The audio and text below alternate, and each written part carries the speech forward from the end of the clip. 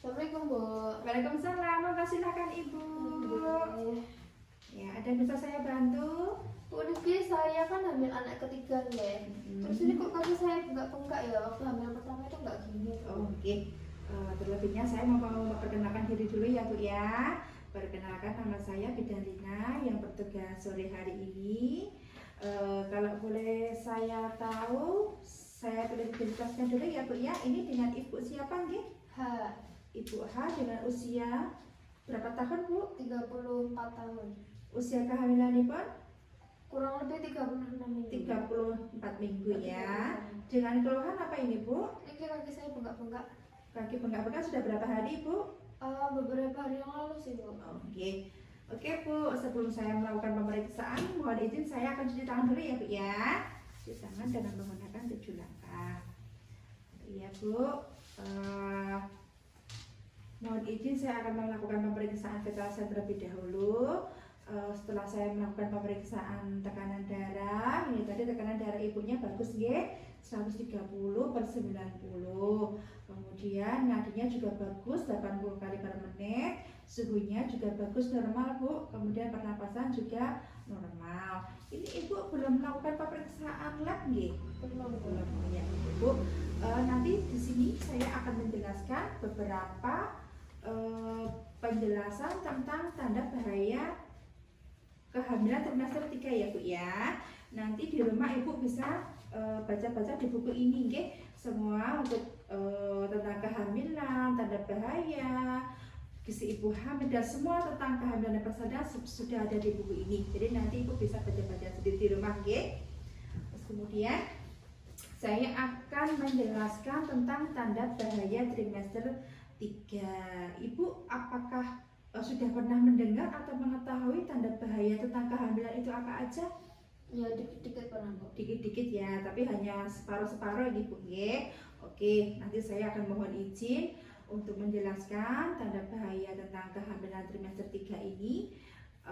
Kurang lebih saya membutuhkan waktu 10-15 menit. Apakah Ibu bersedia? Oke, Bu.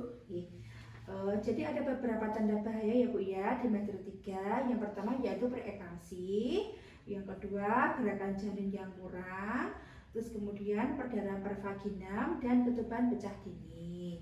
Yang pertama Bu, preeklamsi. Apa itu preeklamsi? Nah, preeklamsi itu yaitu tanda-tandanya Bu, salah satunya karena faktor hipertensi ya Bu ya, atau tekanan darahnya yang tinggi lebih dari 130/90. Kemudian gejala yang lain, pandangan matanya kabur Bu, terus kemudian sakit kepala yang berat atau menetap, nyeri ulu hati, bengkak pada muka, tangan, dan bisa menyebabkan bahaya pada ibu, bisa menyebabkan kejang, bisa menyebabkan kematian. Kemudian pada janin bisa menyebabkan gawat janin dan kematian. Apakah Ibu mengalami tanda-tanda seperti ini Bu? Kayaknya bodoh sih. Tidak ya. Oke, baik Bu. Kemudian untuk tanda bahaya yang kedua yaitu gerakan janin ya Bu. Gerakan janin itu yaitu kurang dari 10 kali selama 12 jam Bu. Jadi kalau yang bagus itu lebih dari 10 kali selama 12 jam. Nah, selama ini apakah gerakan janinnya Ibu lebih dari 10 kali selama 12 jam? Enggak, Bu. Iya ya, berarti tidak masalah nggih Bu, gerak janinnya nggih berarti bagus ya, normal ya. Kalau misalkan gerakan janinnya itu kurang dari 10 kali Bu selama 12 jam, nanti bisa menyebabkan gawat janin dan bisa menyebabkan kematian pada janin ya Bu ya. Kemudian tanda bahaya yang ketiga yaitu perdarahan pervaginam Bu. Jadi perdarahan lewat vagina ya, baik berupa bercak maupun yang mengalir, itu bisa disebabkan karena solusio plasenta. Nah, solusio plasenta itu apa Bu?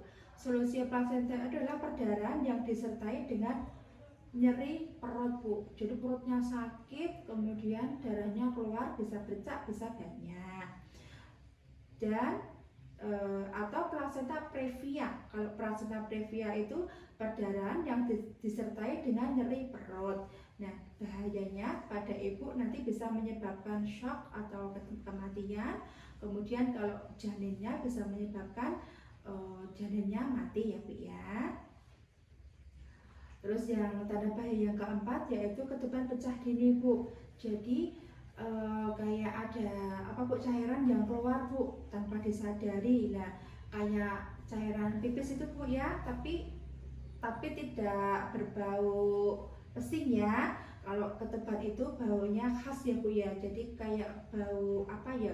Anyir itu ya Bu, amis. Nah, itu nanti bisa menyebabkan infeksi pada ibu dan juga janinnya. Nggih. Setelah saya menjelaskan tadi Bu beberapa tanda-tanda bahaya kehamilan, apakah ibu mengalami salah satu dari yang saya jelaskan tadi? Mboten, Bu. Tidak ya. Semoga semuanya sehat-sehat saja dan aman-aman saja ya Bu.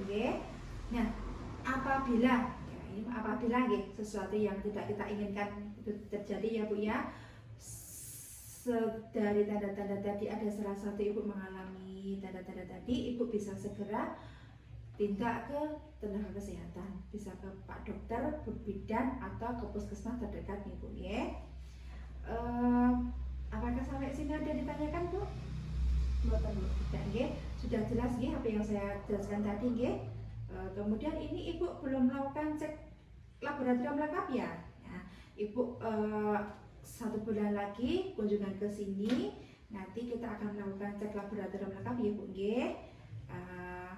Semoga dengan pemeriksaan dan penjelasan tadi yang saya jelaskan ibu sudah paham dan pemeriksaannya sudah bagus baik semuanya.